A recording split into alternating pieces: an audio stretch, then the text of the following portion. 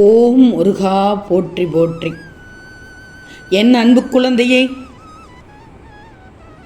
எதிலும் சற்று இடைவெளி விட்டு பழகினால் எந்த துன்பத்திற்கும் இடமே இல்லை. இப்போது அது அடுத்தவர்கள் உன்னை துன்புறுத்தி ரசித்து கொண்டிருக்கிற நிலையில் கொண்டு போய் விட்டுள்ளது. நடந்தது நடந்து விட்டது. இனி நீ கவனமாக நடந்துக்கோ. உன்னை கஷ்டப்படுத்துபவர்களை பதிலுக்கு நீ கஷ்டப்படுத்தாதே, வேண்டாம். ஆனால் உன் சுயமரியாதையை இழந்து நீ அமைதியாக இரு என்று நான் சொல்ல மாட்டேன். உன்னிடம் எந்த தவறு இல்லை என்றாலும் எனக்காக நீ பொறுத்தது போதும், பொங்கி எழு என்றும் நான் கூறவில்லை. துஷ்டனை கண்டால் தூர விலகு என்ற பழமொழியை கேட்டிருக்கிறாய் தானே? இப்போது அதை செய். நீ எந்த நட்பையோ உறவையோ என் அனுமதியின்றி ஏற்கக்கூடாது. இது உன் முருகன் நான் தரும் கட்டளை. உன்னுடைய சந்தோஷம் என்னுடைய நாமத்தை சொல்லுவதிலும் என்னையே நினைத்து கொண்டிருப்பதிலும் தான் இருக்கிறது. அதுக்கு தடையாக இருப்பவர்களை உதறி தள்ளிவிட்டு நீ என்னையே நோக்கி சரியான பாதையிலேயே நடந்து வா. இப்போது நீ கஷ்டப்படுவதற்கு காரணம் என்றால் நிறைய உள்ளது. ஏமாந்து போய் இருக்கிறாய். அன்பு இல்லாத இடத்தில், இரக்கம் இல்லாத இடத்தில் அவமானப்பட்டு கொண்டும் இருக்கிறாய். கெட்டவர்களும் கெடுமதி செய்பவர்களும் நன்றாக இருக்கும்போது நல்லவனான நான் மட்டும் ஏன் கஷ்டப்பட வேண்டும் முருகா என்று என்னிடம் கேட்கிறாய்.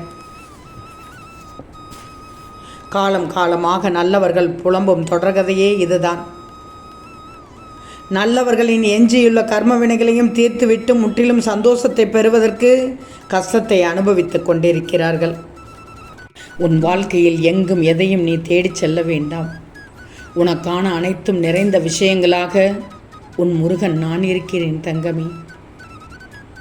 நான் சொல்வதை கேட்டுக்கோ. உன்னை துரத்த நினைக்கும் எதுவாக இருந்தாலும் நிச்சயம் துள் துள்ளாக நொறுங்கி போகும். கவலைப்படாதே. உன் மனதில் இந்த நேரத்தில் பக்குவம் மட்டும்தான் இருக்க வேண்டும். அந்த பக்குவம் மட்டும் உனக்குள் வந்துவிட்டாலே போதும். நீ வாழ்க்கையில் ஜெயித்து கொண்டே இருப்பாய். கவலையே படாதே. அன்பிற்கு இயங்கும் உறவுகளை அலட்சியப்படுத்தி விடாதே. ஆனால் அன்பில்லாமல் போலியாக நடிக்கும் உறவுகளை ஏற்றுக்கொண்டு விடாதே. வாழ்க்கையில் நீ வெற்றி பெற வேண்டுமானால் நல்ல நண்பர்கள் தேவைதான், இல்லை என்று சொல்லவில்லை. பார்த்து பழகு.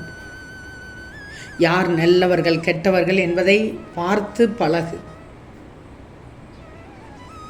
நீ எல்லோரிடத்திலும் அன்பை வைக்க வேண்டும் என்று நினைக்கிறாய். ஆனால் அன்பை பெறுபவர்களும் தகுதியானவர்களாக இருக்க வேண்டுமே. உன்னுடைய மதிப்பு புரிந்தவர் மீது மட்டும் அன்பு செலுத்து. வீணாக அனைவருக்கும் கொடுத்து கொண்டு எதையும் இழந்து விடாதே. நான் சொல்வதை கேட்டுக்கோ. அன்பு ஒன்றிற்காகத்தான் சுற்றி கொண்டே இருக்கிறாய் என்று எனக்கு தெரியும். ஆழம் தெரிந்தாலும் நீந்த தெரிவதில்லை. நீந்தினாலும் கரை சேர விரும்பவில்லை. மகிழ்ச்சியாக இரு. சின்ன சின்ன தருணங்களை கூட அழகாக்கிவிடு. சுற்றி உள்ளவர்களை சிரிக்கவை. உன்னால் முடிந்த உதவி செய். உன்னை சுற்றி அன்பை மட்டும் உருவாக்கு. உன் முருகன் நான் இருக்கிறேன். எதை எதை என் பிள்ளைக்கு செய்ய வேண்டுமென்று எனக்கு தெரியும். உறங்கி கிடந்தால் சிலந்தி விளையும், உன்னை சிறைபிடித்துவிடும். கவனமாக எச்சரிக்கையோடு இரு. உறவுகளை புரிந்து கொள்ளாத சிலரிடம் எவ்வளவு அன்பை கொட்டினாலும் அது குப்பைக்கு சமம். நீ அன்பை கொட்டினால் அவர்கள் தேல் போல் கொட்டி விடுவார்கள். கொஞ்சம் கவனமாக இரு. ஏதோ ஒரு விஷயம் பாதிக்குது என்றால் அது உன்னை ஆளப்போகிறது என்றுதான் அர்த்தம். அதை வெட்டி சாய்த்து விடு. நல்லதை நீ தண்ணீரை ஊற்றி வளர்க்கலாம். ஆனால் கெட்டது என தெரிந்து முதலில் கிள்ளி எறிந்து அடியோடு எடுத்து விட வேண்டும். யோசிச்சுப்பார். நான் சொல்வது முழுவதும் புரியும். இந்த முருகனையும் உன்னையும் யாராலும் பிரிக்க முடியாது. உன் அன்பு என் மீது எப்படி இருக்கிறது என்று எனக்கு தெரியும். உன் பக்தி என் மீது எந்த அளவுக்கு இருக்கிறது என்று எனக்கு தெரியும். அது யாருக்கும் நீ உணர்த்த தேவையே இல்லை, யாரும் அறிய வேண்டிய அவசியம் இல்லை. உன் பக்தி அவ்வளவு தூய்மையானது. ஒரு சில விஷயங்களை சொல்லி உன்னை குழப்பிக் கொண்டிருக்கிறார்கள். கவலையே படாதே. சிலரால் உனக்கு சந்தோஷமான சூழலும் சிலரால் ஒரு சிலவற்றை சொல்லிக் கொடுக்கும் பொருட்டு கஷ்டமான சூழலாகவும் இருக்கும். சிலது வழிகளையும் தரும், காயங்களையும் கூட தரும். இந்த வாழ்க்கை இப்படித்தான் என்று எடுத்து சென்றுவிடு. எப்படியும் வாழ்ந்து விடலாம். எப்படியும் வாழும் திறமை உன்னிடத்தில் இருக்கிறது. நீயும் இப்போது நடக்கும் பலவித போராட்டத்தில் போராடி போராடி ஓய்ந்து விட்டதாக நீ நினைத்து கொள்கிறாய். ஆனால் எத்தனை போராட்டங்களை வென்று வந்திருக்கிறாய் என்று நீ திரும்பி பார்த்திருக்கிறாயா? சற்று திரும்பிப்பார். கொஞ்சம் பின்னோக்கித்தான் பாரேன். நீ வெற்றி கண்ட என் முருகனின் பிள்ளை என்பதை உணர்வாய். நீ புது புது சவால்களை எல்லாம் சமாளித்து ஜெயிக்கப் போகிறாய். இனி உன் வாழ்வில் புது விடியல் ஆரம்பமாக போகிறது. நடப்பதெல்லாம் நன்மைக்குத்தான். போராட்ட வாழ்க்கையில் விடை தெரியாமல் தவித்து கொண்டிருக்கிறாயா? கலங்கக்கூடாது.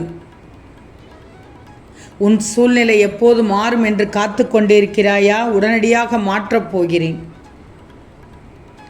சின்ன சின்ன கற்களாக எடுத்து போட்டாலும் காலம் கடந்து வரும்போது அது பெரும் கோட்டையாகிவிடும், உருவாகிவிடும்.